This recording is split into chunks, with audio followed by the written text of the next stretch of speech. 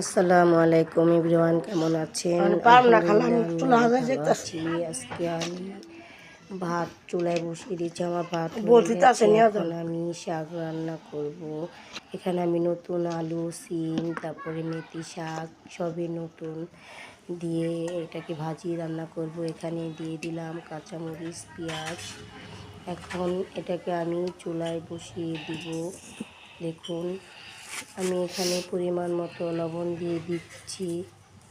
এখন আমি শাকটাকে ঢেকে দিব। তারপরে আমি ভালো মতো এটাকে সিদ্ধ করে নিব। এটাকে আমি রান্না বাগার দিব।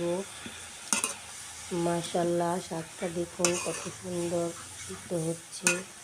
ভালো মতো মজিয়ে তারপরে এটাকে আমি তেলে বাগার দিব। এখানে তেল, শুকনো মরিচ, রসুন কুচি দিয়ে আমি এটাকে ভাজা ভাজা করে নিচ্ছি। এখন আমি শাকটা দিয়ে দিব। দেখুন আমার রান্না বাগানের শাকটা কত মজা হয়েছিল খেতে। আলহামদুলিল্লাহ বেশ ভালো লেগেছিল। দেখুন কত সুন্দর কালার, মাশাআল্লাহ।